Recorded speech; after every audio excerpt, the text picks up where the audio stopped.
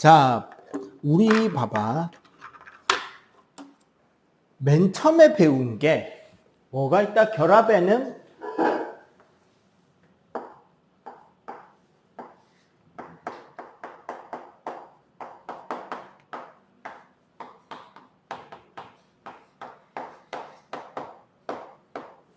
공유결합할 때 극성이 존재할 수 있다라고 하면서 했던 설명이 뭐에 대한 설명이다?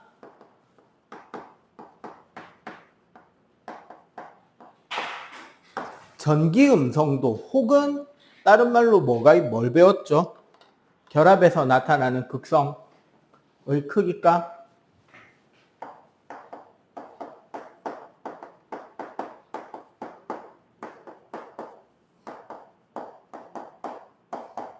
전기쌍극자 모멘트를 배웠다. 그지? 그리고 지난 시간에 뭐를 배웠다?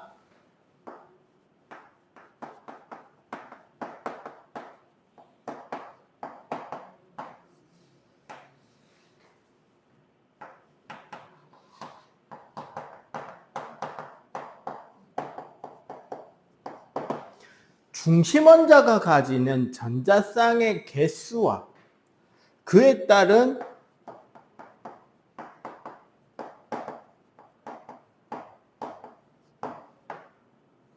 분자가 가지는 3D 입체적인 형태에 대해서 공부를 했다. 그지?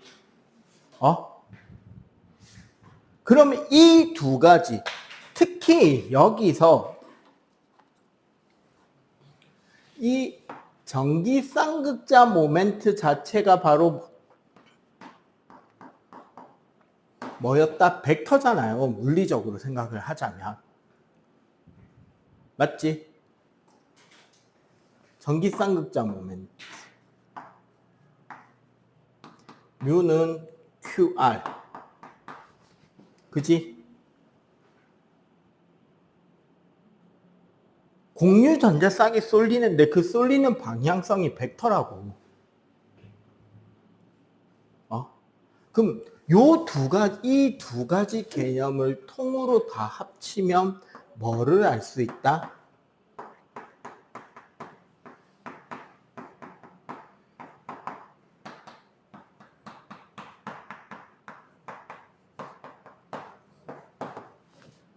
분자가 전기적으로 극성이 나뉘어져 있는 분자냐, 혹은 전기적 극성이 없는 무극성 분자냐를 알 수 있게 되고, 첫 번째. 그리고 그에 따라서 얘네들이 장기적으로 보면 수용성이냐, 지용성이냐, 친수성이냐, 소수성이냐에 대한 접근도 가능해진다는 거예요. 그래서 그럼 봐봐. 극성 분자와 무극성 분자를 공부한다면 무극성 분자가 가질 수 있는 조건이 까다롭겠냐? 극성이 가지는 조건이 까다롭겠냐? 무극성이 더 까다롭죠. 그럼 무극성 분자일 수 있는 조건은 뭐냐? 첫 번째가 그냥 간단하게 오늘 개론 책에 나오는 여러 가지 개념들을 보기 전에 그냥 개론적으로 한번 훑어보자고. 우리가 생각할 수 있는 개념만. 무극성 분자라면 어떤 조건에서 무극성이 된다? 첫 번째는 모든 결합이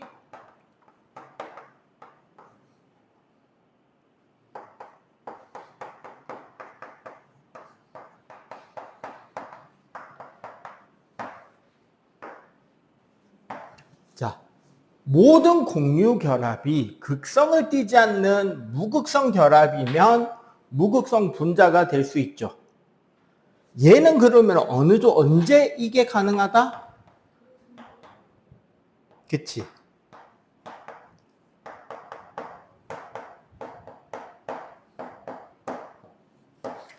호돈소 물질이어야 되죠.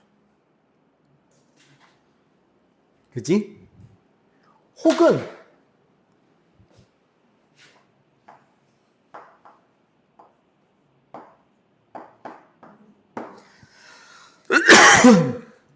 자, 요거 봐봐.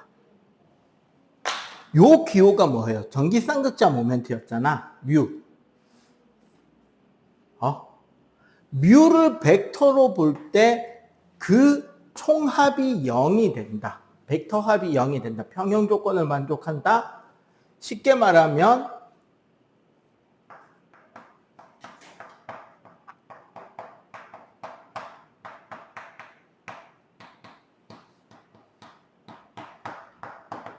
전기쌍극자 모멘트가 어떻게 모든 방향에서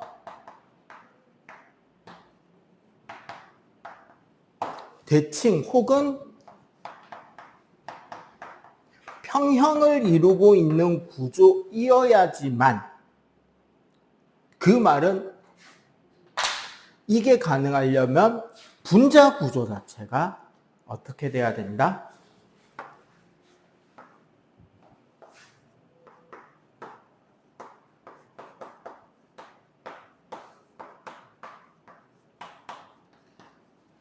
분자 구조가 완전히 대칭성을 이루고 있어야 되겠지.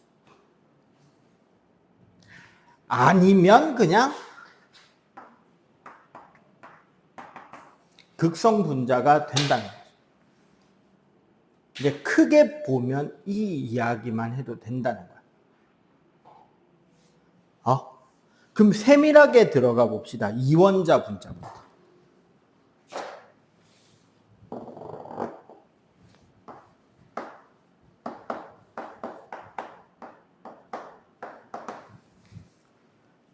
자, 이원자 분자에서 대표적인 무극성 분자는 수소나 산소.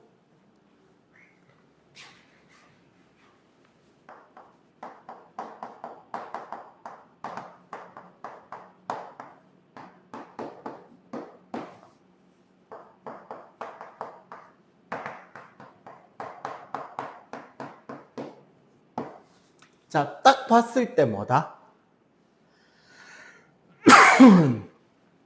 이원자 분자에서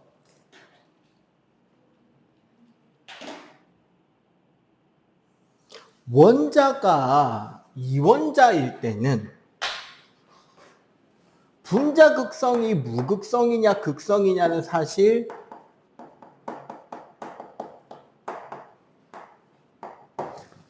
극성이 없는 공유결합을 하고 있느냐, 즉 호던소냐,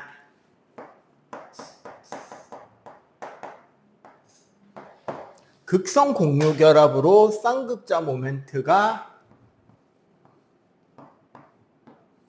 생겼느냐에 대한 값인 거죠. HF나 HCl이면 수소 쪽이 플러스, F나 Cl, 즉 할로젠 원소 쪽이 마이너스가 될 거 아니야. 얘네들은 호돈소, 그냥 결합 자체가 무극성이니까 쌍극자 모멘트가 나올 리가 없다. 그래서 다원자 분자일 때는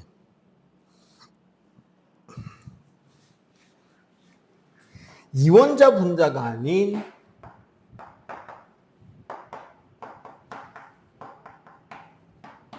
다원자 분자일 때는, 자, 저기에 보면 일단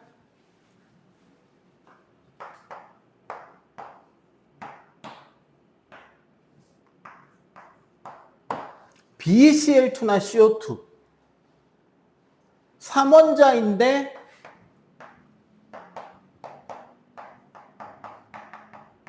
직선형이고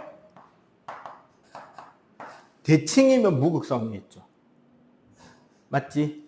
그 다음에 BCl3CH4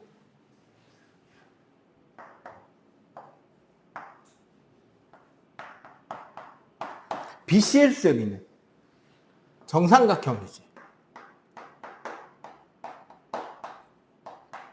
CH4는 정사면체잖아. 얘네들은 결국 뭐다? 얘네들 역시 대칭 구조죠. 맞지? 얘네들은 결합 자체는 전부 다 뭐다? 어?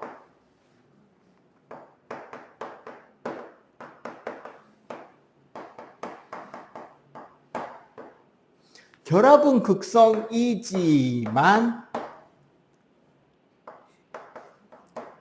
쌍극자 합이 얼마? 0이 되는데 그러면은 얘네들이 무극성이라는 소리잖아. 극성인 녀석은 3원자 이상에서 극성인 녀석이 뭐가 있을까요? 다음 바닥 한번 넘어가 볼까? 일단 H2O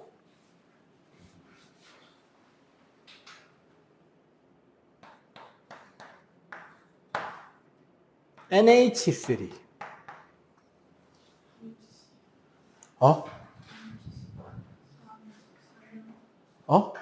그 다음에 HCN 사이아나수소산 그리고 CH3Cl 클로로폼산인가? 클로로메테인이지. 자, 여기에서 일단 선생님이 생각하기에 H2NH3 요 둘 따로 설명해야 되고 HCN 구조 따로 설명해야 되고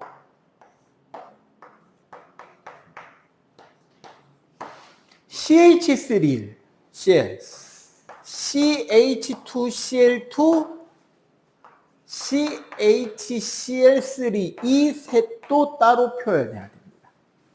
이렇게 묶어서 표현합시다.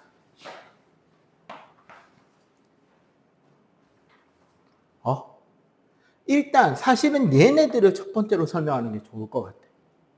봐봐. 여기까지 화면에 나오지. 원래 CH4의 구조는 무슨 구조다? 정사면체 구조잖아. 근데 CH4나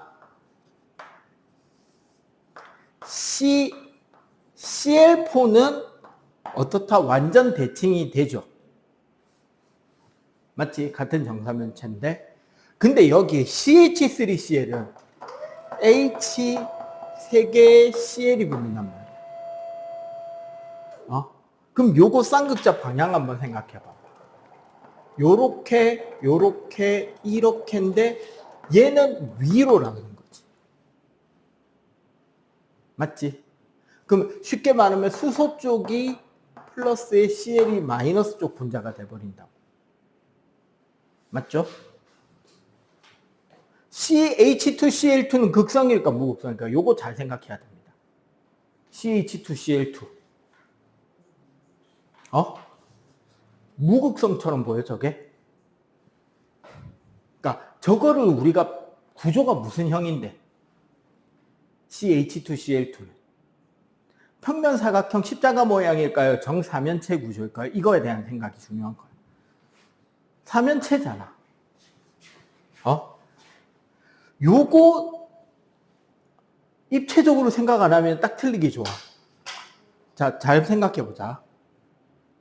그냥 평면으로만 그려볼게요.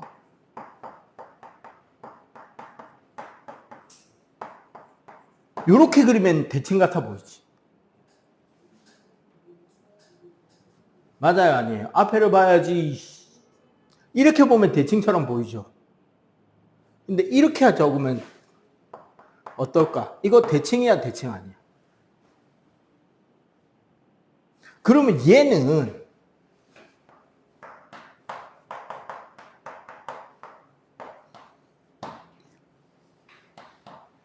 이 구조일까, 이 구조일까? 둘 다 맞아요. 이해가 안 가? 이해가 안 가지, 지금. 왜 이 이야기가 나오는지. 자, 여기 봐봐, 여기. 칠판 봐봐. CH2Cl2는 어떤 구조냐면, 여기가 Cl인 거야.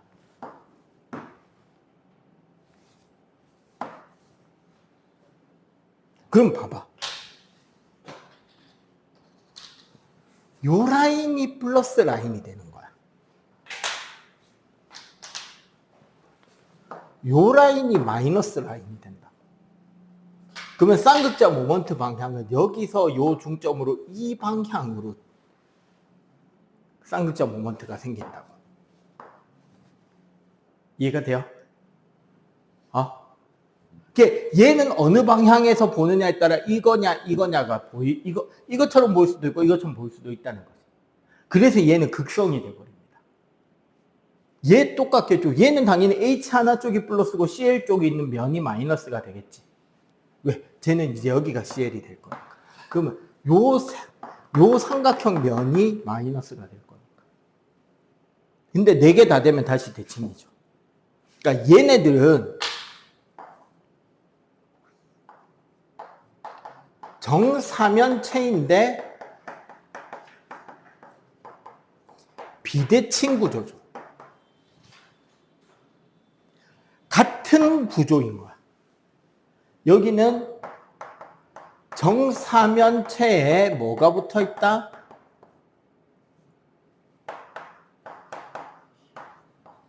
그치, 비공유 전자쌍. 쉽게 말하면 얘가 물구조인 거야. CL 대신에 비공유 전자쌍이라고 생각해도 돼, 구조적으로. 암모니아는 얘 구조쯤 되겠지. 수소 대신에 비공유 전자쌍, 혹은 얘 구조죠. 염소 대신에 비공유 전자쌍. 꺾인형하고 피라미드형인데 둘 다 그래서 극성이죠. 대칭이 안 나오지. 얘는 애시당초 분자 구조가 이런데 대칭일 리가 없다는 거죠. 이해가 되지? 그래서 중요한 건 뭐냐면 각 분자들을 구조식으로 평면으로 이해하는 게 아니라 입체 구조로 이해하는 게 중요하고, 그래서 상상력이나 많이 분자 모형을 보고 이해를 해야 돼요. 나도 고등학교 때 이거 진짜 초반에 힘들어가지고 나는 내가 모형 다 만들어 봤어. 책에 있는 평면 그림에 만족을 못 해가지고. 응? 저 옆에 포말데이드도 있죠. CH2O. 쟤도 극성일까 부극성일까? 극성이 되겠지. 대칭이 안 되니까요. 오케이? 자, 일단 여기 지금 칠판 거 정리 좀 하자. 그래서 봐봐. 분자의 극성과 전기적 성질.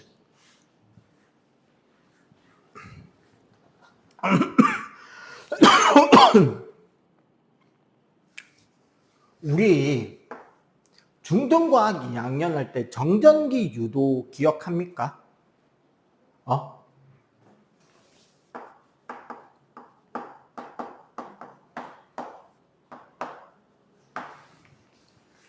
정전기 유도 중에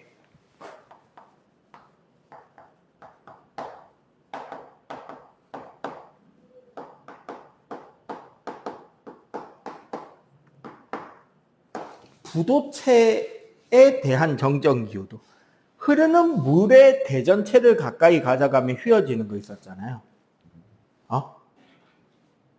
그래서 어떻게? 물이 흐르는 곳에 플러스 대전체를 가져다 대면 물 분자의 마이너스 극성을 띠는 산소 쪽이 분자 방향이 플러스 대전체를 향하게 되고, 흐르는 물살에 마이너스 대전체를 붙이면 분자 자체의 플러스를 띠는 수소가 마이너스 대전체 쪽으로 회전을 하겠죠. 왜?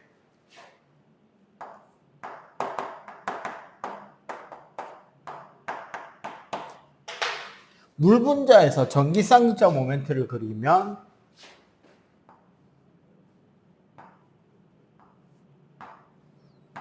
요렇게 되잖아. 맞지? 그러다 보니까 물살이 어떻게? 둘 다 대전제 쪽으로 휘면서 떨어지게 된다는 거야. 그리고 어떻게?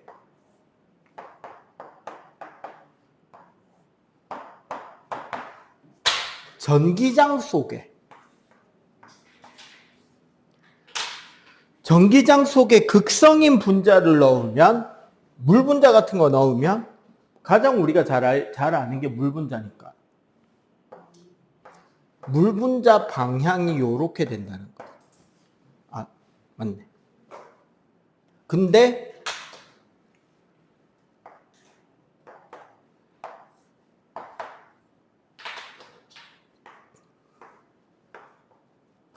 N2 같은 거 넣으면 어떻게 된다?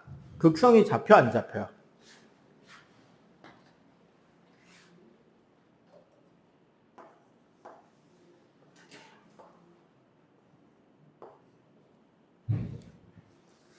이원자 분자, 그냥 호던소 물질의 이원자 분자는 방향성이 생긴다 안 생긴다? 안 생기죠. 얘네들은 마이너스 플러스의 방향성이 확실하니까 한쪽으로만 정렬이 된다는 거잖아. 이해가 돼요? 결론적으로는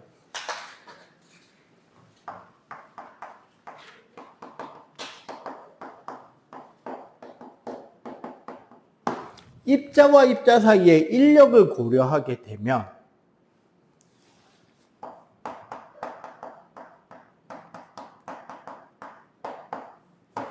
극성과 극성 분자 사이의 인력이 가장 크고요.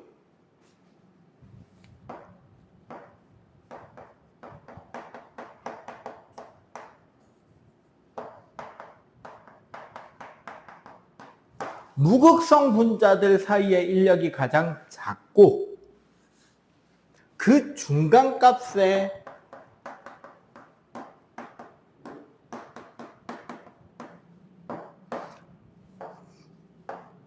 극성, 무극성 분자의 인력이 들어가는데 실제로 인력을 고려하면 이 정도 차이가 나요.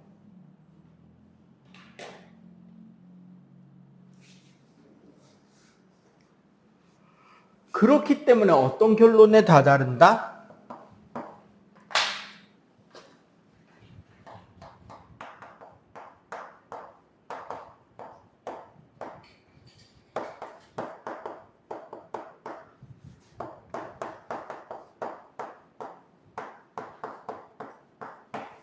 극성용매는 극성용질이 잘 녹습니다. 소금 같은 거, 설탕 같은 거. 맞죠?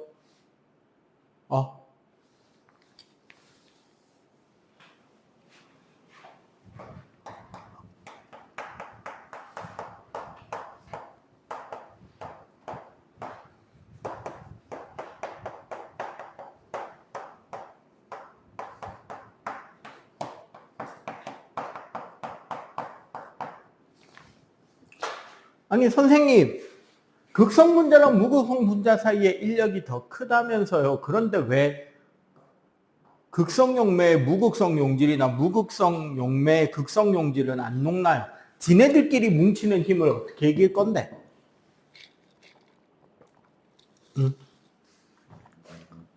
그쵸? 우리가 넣는 게 분자 한 개만 달랑 이런 거 아니잖아. 그래서 지네들끼리 더 결합을 한단 말이에요. 그래서 물, 대표적인 극성 용매죠. 기름, 대표적인 무극성 용매입니다. 그럼 어떻게 된다? 물 분자들끼리 뭉치는 힘이 워낙에 세니까 극성 용매인 물 사이로 기름이 못 들어가는 거지. 특히 비슷한 분자량일 때 녹는 점, 끓는 점 같은 상태 변화에 들어가는 온도나 이런 것들도 엄청나게 커집니다. 물하고 메테인은 분자량 차이가 2밖에 안 나요. 그 말은 분자의 질량 차이는 거의 없다라고 봐도 되잖아. 분자 한 개의 질량 차이는. 근데 물은 끓는 점이 100도나 되고 메테인은 끓는 점이 영하 160도예요. 어느 정도 물은 0도고 메테인은 영하 180도나 된다. 인력이 크니까 걔네들을 분해하는데 들어가는 힘이 훨씬 더 많이 들어간다는 거. 이런 것들을 이용하는 예시가 저기 보면 전자레인지, 마블링, 드라이 클리닝 이런 것들. 드라이 클리닝은 옷 같은 거, 특히 동물 섬유로 된 옷에 기름때 묻었을 때 보통 많이 하잖아요. 왜? 비누는 기름때도 분해할 수 있지만 옆에 있는 동물성 섬유도 분해해 버릴 거 아니야. 그럼 손상이 오겠지. 그런데 기름때를 유기용매, 즉 무극성 용매에다가 담그면 어떻게 된다? 기름이 녹아 나오겠죠. 그렇게 해서 분리하는 방식이 드라이 클리닝인 거지. 전자레인지는 물 분자 자체가 극성이잖아. 지금 여기 봐봐. 마이크로웨이브 오븐은 결국 어떻게 하는 거냐면 여기 플러스 마이너스 극을 1초에 수시로 왔다 갔다 계속 바꾸는 거야. 그럼 그 음식 안에 있는 물 분자가 어떻게 되겠냐? 아니, 떨리는 게 아니라 돌아야지. 180도. 극이 바뀌니까. 바바바바바박 돌 거 아니야. 이거 자체가, 입자 운동 자체가 뭐가 되는데 내부 에너지가 되고 열이 되잖아. 그래서 음식 안에 수분을 데펴버려. 그래서 완전히 수분이 없는 음식은 잘 안 데펴져요. 전자레인지. 물기가 좀 있어야 데펴져. 그 다음에 뭐 마블링, 물 위에 기름에 이제 색깔 물감을 섞은 기름을 띄워놓고 그 위에 어떤 물건을 딱 얹었다가 떼내버리는. 물과 기름은 분리가 돼 있는데 기름은 이물체에 잘 붙는 물체로 딱 준비해 딱 담궜다 꺼내버리면 쫙 붙어서 나오겠죠. 그림이나 이런 게. 그런 식으로 그리는 방법들이 있다고 합니다. 저기 105 쪽에는 우리 이 극성 나뉘는 거 이런 것들을 보여주는 거고, 이런 것들이 나오니까, 자, 지금 107쪽, 108쪽, 109쪽, 110쪽까지 한번 풀어봅시다. 뽑아줘야 되지.